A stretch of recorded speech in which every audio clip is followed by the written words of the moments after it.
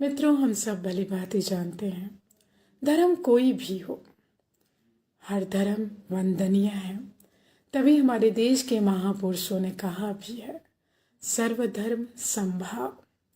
सभी धर्मों ने या सभी धर्म हमें इंसानियत, सहिष्णुता, मानवता का ही मार्गदर्शन बताते हैं, मार्गदर्शक होते हैं। लेकिन इसमें जो अति निंदनीय होता है वो ये होता है कि किसी भी धर्म के लोग अपनी ताकत के बल पे जबरदस्ती किसी का धर्म परिवर्तन करने का प्रयास करें। सदियों से लेकर, मुगलों के ज़माने से लेकर आज तक हमें देख रहे हैं, कहीं ताकत के बल पर जोर जबरदस्ती करके, तो कहीं किसी गरीब की गरीबी का अपमान करके, उसे लालच देके, लोभ देकर उसका धर्म परिवर्तन करने का कार्य सतत चलता आ रहा है। ये धर्म नहीं, देखा जाए तो यह अधर्म है। ऐसा करके आप अपने धर्म को गौरवान्वित नहीं करते हैं, ऐसा करके आप अपने धर्म को अपमानित करते हैं। इसमें गौरवान्वित होने वाली जैसी कोई बात ही नहीं है। पर कुछ साहसिक विचार ऐसे भी हमारे इतिहास के पन्नों में देखने को मिलते हैं, जिन्होंने अपना धर्म परिवर्तन नहीं किया, उसके बदले शहादत देना अपना सौभाग्य समझा। वे हंसते हंसते शहीद हो गए। ऐसे ही हमारे वीर पुत्र जो माँ भारती की धरती को गौरवान्वित करते हैं तथा माँ भारती की धरा जिनकी ऋणी रहेगी, सदा ऐसे वीरों का वंदन करती रहेगी। इस धरती को गौरवान्वित करने वाले सिखों के 10वें गुरु तथा अंतिम गुरु, गुरु गोविंद सिंह जी। गुरु गोविंद सिंह तथा उनके साहिबजादे की अमर बलिदानी की ऋणी रहेगी माँ भारती। माँ भारती की हर कण कण। हिंदू धर्म सनातन संस्कृति के रक्षक 7 से 17 साल की उम्र के मासूम बलिदानी को शीश झुकाकर बारंबार नमन करती हूँ। मैं बारंबार नमन करती हूँ। बहुत बहुत अद्भुत है ये बलिदानी। इतने मासूम बच्चे, 17 साल, 15 साल, 7 साल और 5 वर्ष के ये गुरु गोविंद सिंह जी के साहिबजादे सदैव वंदनीय रहेंगे। गुरु गोविंद सिंह जी के पुत्रों माता गुजर कौर की शहादत को 21 दिसंबर से 28 दिसंबर तक शहीदी सप्ताह के रूप में गुरुद्वारे में मनाया जाता है। ऐसी शक्तियों की बातें होती रहनी चाहिए, चर्चाएं होती रहनी चाहिए और देश के बच्चे बच्चे को ये कहानी पता होनी चाहिए। गुरु गोविंद सिंह का जीवन हमारी नई पीढ़ी के लिए बेहद प्रासंगिक है, प्रेरणात्मक है, सीखने योग्य, एक आदर्श मार्ग पर ले जाने में अति सहायक है। इन वीरों की गाथाएं देश के बच्चे बच्चे तक पहुंचना बहुत ज़रूरी है। सिख संप्रदाय की स्थापना का उद्देश्य बहुत कम लोग जानते हैं। मुख्य रूप से हिंदुओं की रक्षा करना था। इस संप्रदाय ने भारत को कई अहम मौकों पर मुगलों के कहर और अंग्रेजों से बचाया है। सन 1699 में खालसा पंथ के संस्थापक दशम गुरु श्री गोविंद सिंह जी को एक महान स्वतंत्रता सेनानी और कवि माना जाता है। गुरु गोविंद सिंह को त्याग और वीरता की मूर्ति भी माना जाता है।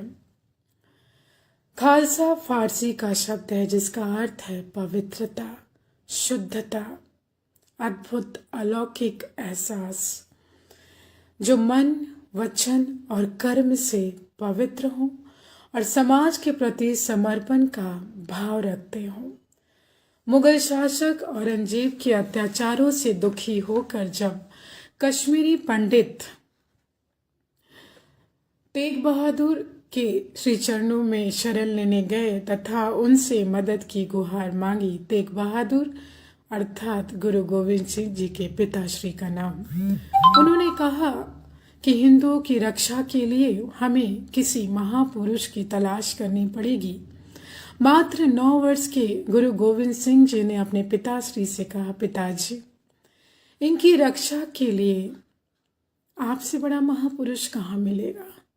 9 वर्ष के इस बालक ने अपने पिता से आग्रह किया कि हिंदू धर्म की रक्षा के लिए आप स्वयं की बलिदानी के लिए तैयार होइए और आगे बढ़िए।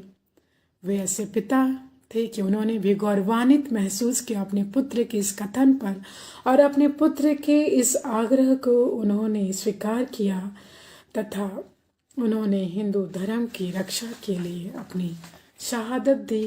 11 नवंबर का वो दिन जिस दिन तेग बहादुर सिंह जी ने अपनी शहादत दी। परोपकारी गुरु गोविंद सिंह जी में सबसे बड़ी बात यह थी कि वे असाधारण हो के भी स्वयं को साधारण मनुष्यों की सूची में रखते थे। महान पुरुषों की सबसे बड़ी पहचान यही होती है कि वे कभी भी अपने आप को अति विशिष्ट नहीं समझते हैं। प्रभु राम जी की भी यही तो मार्गदर्शन था कि राजा को सभापति नहीं सभापिता बनकर अपनी प्रजा की रक्षा करनी चाहिए। तो ऐसे ही गुरु थे गुरु गोविंद सिंह जी के जीवन का हर एक पल परोपकार से भरा हुआ था। उनके बारे में कुछ कहना, कुछ लिखना, कोई भी शब्द कहना बहुत मुश्किल है कि बना होगा। ऐसे महान व्यक्तित्व का व्याख्यान करना हमारे आप जैसे आम इंसान के बस की नहीं, क्योंकि साहिब कलाम बादशाह दरवेश गुरु गोविंद सिंह जैसा न कोई हुआ था, न कोई हुआ है, न कोई हुआ, न कोई होगा। यदि पुत्र के रूप में उन्हें हम देखते हैं तो आपके जैसा कोई पुत्र नहीं जिसने अपने पिता को हिंदू धर्म की रक्षा के लिए शहीद होने का आग्रह किया मात्र 9 वर्ष की अल्पायु में।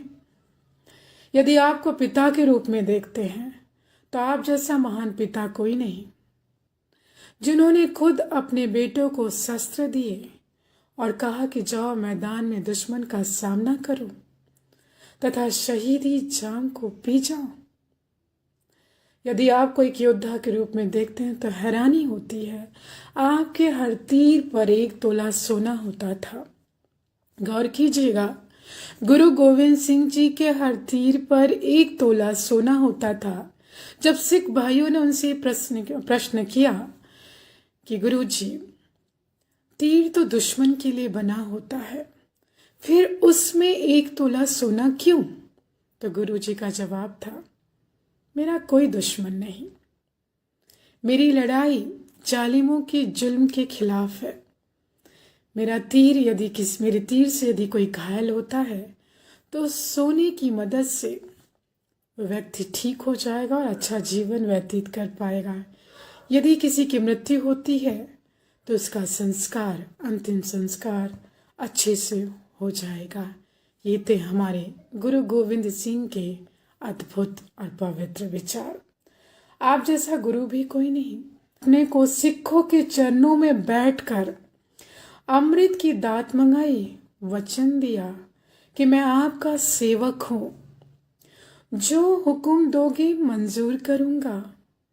समय आने पर आपने सिखों को हुक्म का पालन भी किया।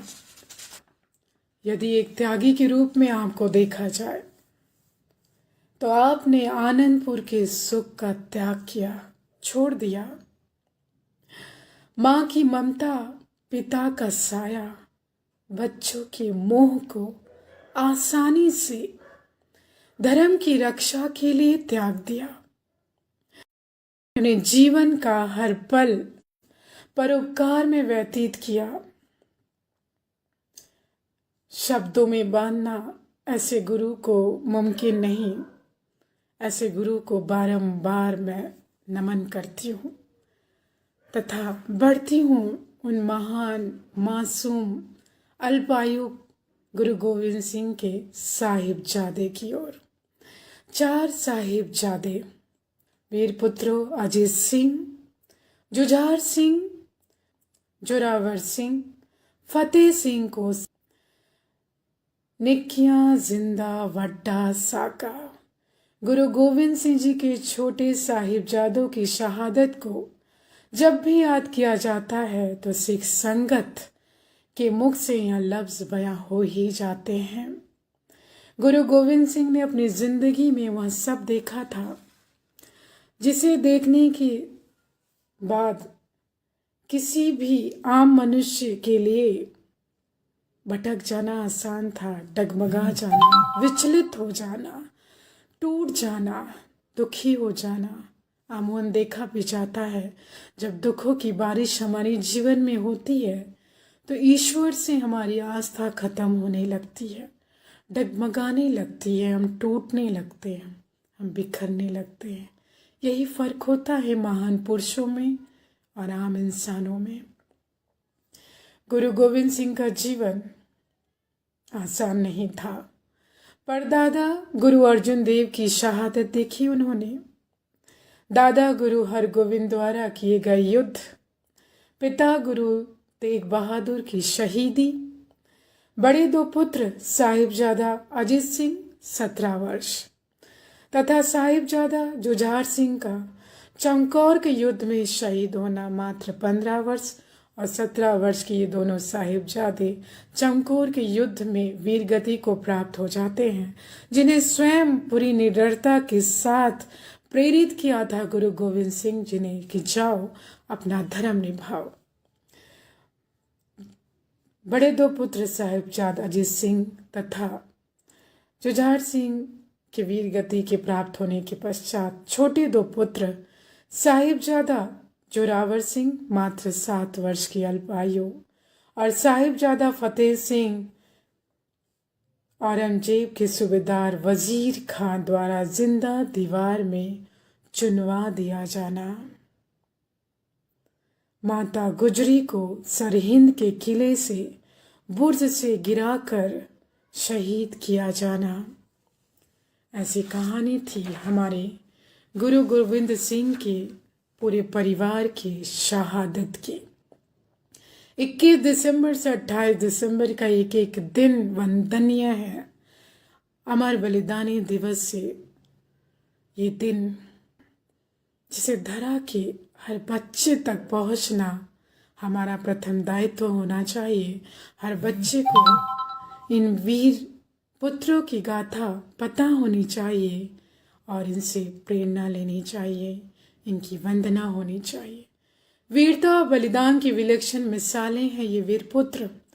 इन सारे घटनाक्रम में भी अडिग रहकर गुरु गोविंद सिंह जी अपने पथ पर संघर्षरत रहे। यह कोई सामान्य बात नहीं। आपके लिए यही कहा जा सकता है, जैसा तू तैसा तू ही, जैसा तू तैसा तू ही। क्या किछ उपमा दीजिए। मुगलों का कहर बेहद ही निंदनीय था। मासूम बच्चों को जीवित दीवार में चुनवा देना बेहद ही घृणात्मक था। ये धर्म नहीं, घोर अधर्म था। इन्हें धर्म का ज्ञान ही नहीं था। चारों साहिबजादों को शीश झुकाकर मैं पुनः शत शत नमन करती हूँ। माताओं की कोख धन्य है।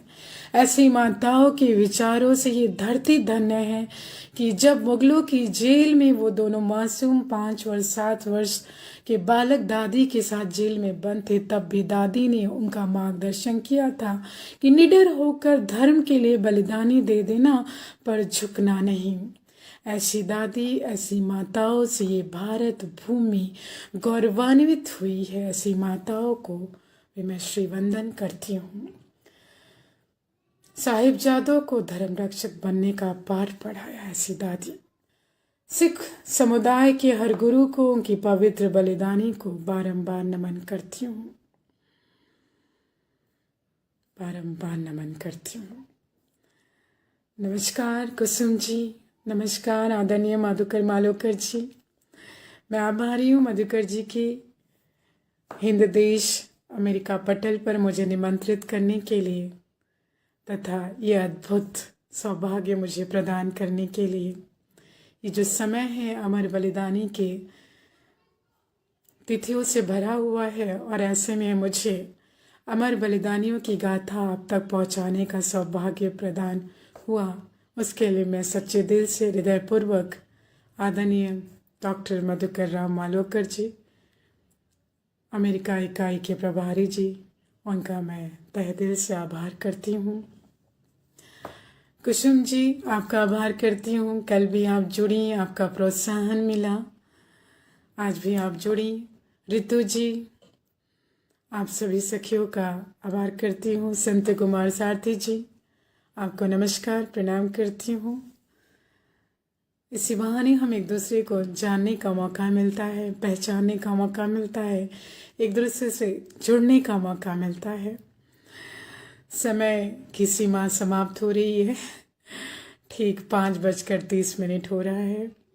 सखी ममता जी, आपका भी आभार प्रोत्साहन देने के लिए, सतत जुड़े रहने के लिए, कल भी और आज भी। कल भी एक पवित्र बलिदानी दिवस का दिन है, जीसस क्राइस्ट के बलिदानी दिवस का दिन। माफ़ी चाहूँगी, कल तो उनके जन्म का दिन है, लेकिन उनकी बलिदानी की गाथा अपने आप में अद्भुत है और सीखने योग्य है। जीसस क्राइस्ट का जीवन भी अद्भुत प्रेरणा से भरा हुआ है। ये आसान नहीं किसी को कील से ठोका जाए और ये कहे कि ईश्वर इन्हें माफ़ कर दे, नहीं मालूम ये क्या कर रहे हैं। माफ़ करने की क्षमता तो हमें यीशु मसीह से सीखना चाहिए। आप सभी को प्रणाम करती हूँ तथा विदा लेती हूँ। जय हिंद, जय हिंदी, जय हिंद देश परिवार की। धन्यवाद।